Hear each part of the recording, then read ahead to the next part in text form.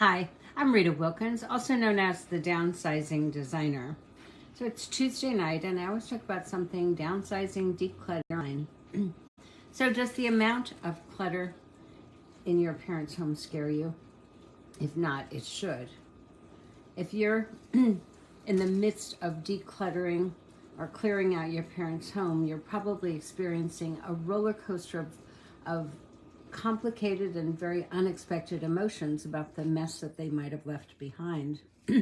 So there's grief and anger, there's loss and resentment, there's guilt and obligation. And so in addition to dealing with not only the emotional loss of your loved ones, you're probably also dealing with that overwhelm of all the physical stuff that they left for you to manage and to deal with.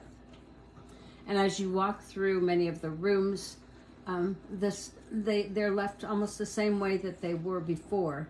So your dad's razor and shaving cream might be on the bathroom countertop. Their toothbrushes and half-used toothpaste are next to the sink. The kitchen cabinets are filled with those chipped coffee mugs that have been around for years and the mismatched glassware. But it all happened so suddenly. Your dad had a massive stroke and died in the hospital. Your mom fell, broke her hip, is in a nursing home, and can no longer live in that big house by herself. So the burden of that big clean out, that decluttering, dispersing, and disposing of a lifetime of possessions suddenly rests squarely on you and your siblings. Looking back, you kind of wish that you had talked to your parents about decluttering before all of this happened so suddenly. You wish that you had taken time to listen to their stories about those many family pieces that were meaningful to them. And you wish you had created a plan with them and also with your siblings to understand your parents' intentions and their wishes to whom they wished they wanted things to go to. So if your parents have died or are now seriously ill, it's too late. You'll have to do all of that by yourself. But if your parents are still living in that big house, and if you get scared every single time you see all of that clutter, it's not too late. And so you still have time to talk to them, to ask them that if you can work with them to clear that clutter while there's still that opportunity. So don't wait. Talk to them now. And did you know that millions of other adult kids will be tasked with that huge chore when their parents die over the next 10 years, needing to make those decisions about what to keep, what to gift, what to donate, what to sell, what to dispose of before they close the door on their parents' home for the last time. So American adult kids will inherit the biggest transfer of wealth in U.S. history. You've heard that. But they will also inherit the biggest amount of stuff in U.S. history because baby boomers have been a generation of consumers. They view their possessions as a measure of their success. But in addition to collecting not just their stuff, they also inherited stuff from their own parents when they died. But the younger generation is so different. For the most part, Gen X, Gen Y, and Gen Z don't want most of the parents' stuff because it's not their taste.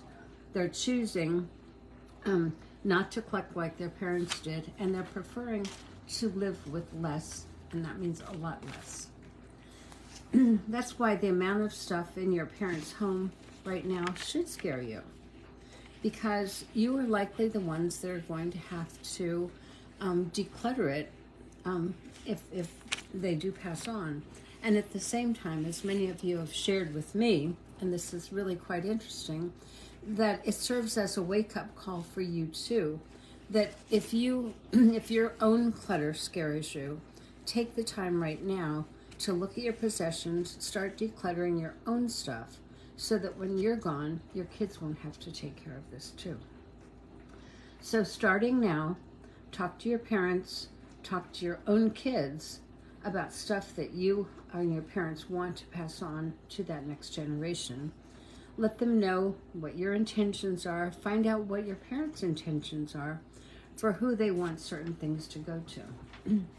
And tell them and ask them about the pieces that are meaningful to them. It's an opportunity to tell those stories that you haven't told before, or to ask your parents about stories that they haven't told you before. And then ask your siblings to get involved in the conversation with your parents. Discuss items that each of you would like to inherit, and those that you have no interest in. So those conversations that you have right now will certainly help to prevent that family upset and maybe sibling rivalry that would go on after your mom and dad are gone. So together, create a plan about how to declutter, disperse, and dispense of all of the stuff. What to keep, what to sell, donate, dispose of. This helps prevent making decisions under stress and during emergencies and time of crises. And then also get your adult kids on board. So if you have time, if your parents are still living, take that time to address the clutter so that the clean out can take place over a period of time. And so that you have time to carefully weigh what's trash and what's treasure. And most importantly, embrace this time with your parents and with your own kids and your own siblings to let go of things that weigh you down so you can have more time to enjoy the precious moments. I hope this helps.